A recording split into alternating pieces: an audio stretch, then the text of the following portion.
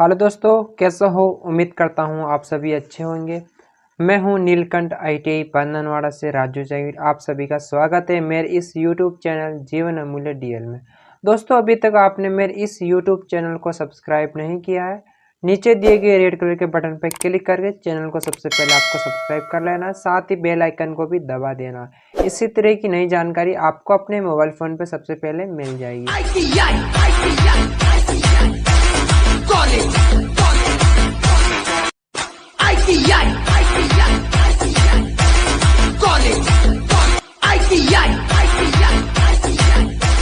Start कर देते हैं अब कि कैसे हम प्रैक्टिकल को लिख सकते हैं। जब आपका प्रैक्टिकल एग्जाम होता है उस समय आपको प्रैक्टिकल लिखना होता है। जैसे कि यहाँ पर है एक लैंप को दो स्थानों से नियंत्रण करना, ठीक है, जिसके अंदर सबसे पहले आपको लिखना होता है उद्देश्य। क्या लिखना होता है मेरे प्यारे साथियों? उद्देश्य, ठीक है। उद्देश्य लिखना होता है आपको सबसे पहले। उद्देश्य के अंदर आपको ये लिखना होता है जिस चीज़ का आप प्रैक्टिकल करने जा रहे हैं वो आपको लिखना होता है। या हमने उद्देश्य लिखा, उद्देश्य के अंदर हम अभी एक लैंप को दो स्थानों से नियंत्रण करने जा रहे हैं, यानी जीने की वायरिंग हम करने जा रहे हैं, तो हम लिखेंगे एक लैंप को दो स्थानों से नियंत्रण करना, ठीक है। ये हमारा उद्देश्य हो गया। इसके बाद हमारा होता है आवश्यक सामग्री। हमें आवश्यक सामग्री के अंदर इसमें इस प्रैक्टिकल को करने के अनुसार हमें किन किन मटेरियल की ज़रूरत रहने वाली है, इसी को हम कहते हैं आवश्यक सामग्री, ठीक है।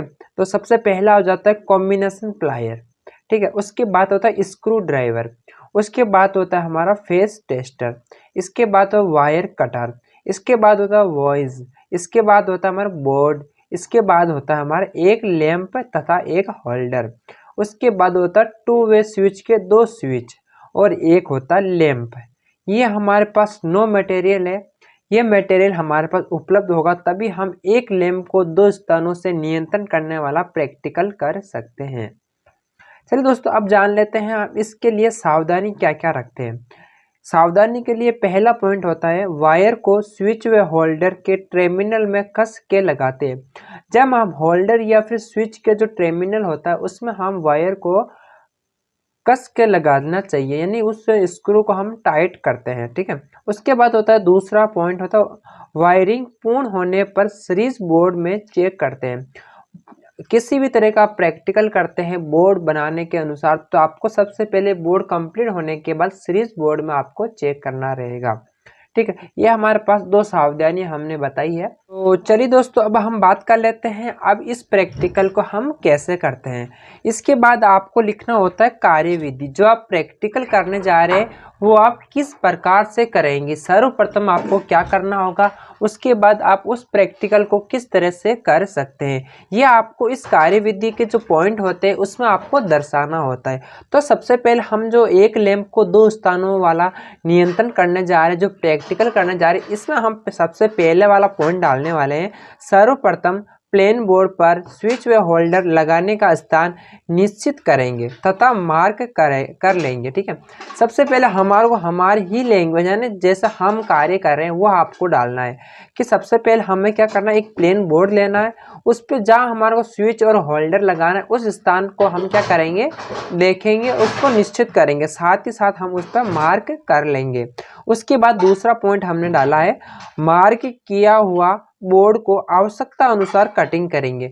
जहाँ हमने स्विच और होल्डर लगाने का स्थान निश्चित किया उस स्थान पर क्या करेंगे, कटिंग करेंगे, ठीक है, कटिंग करेंगे, ठीक है। यानी हम वो कार्य कर रहे हैं, ठीक है। आपको हम जो हम खुद करते हैं वही आपको डालना है कि आप स्वयं कर रहे हो प्रैक्टिकल, वो आपको वैसा ही उस लैंग्वेज में आपको लिखना है।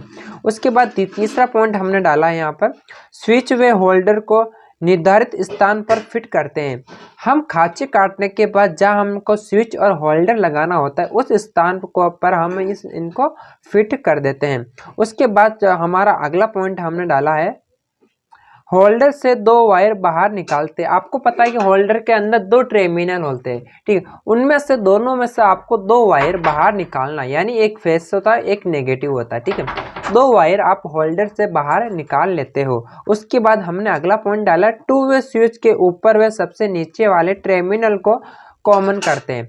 आपको पता है जो टू वे स्विच होता है उसमें 3 टर्मिनल होते हैं, ठीक है। हम आपको बाद में इसके पीछे का जो पेज है वहाँ आपको डायग्राम बता देंगे, ठीक है। 2 स्विच है जिसके अंदर क्या हुआ, सबसे ऊपर वाला तथा सबसे नीचे वाला टर्मिनल को कॉमन करते हैं, ठीक है।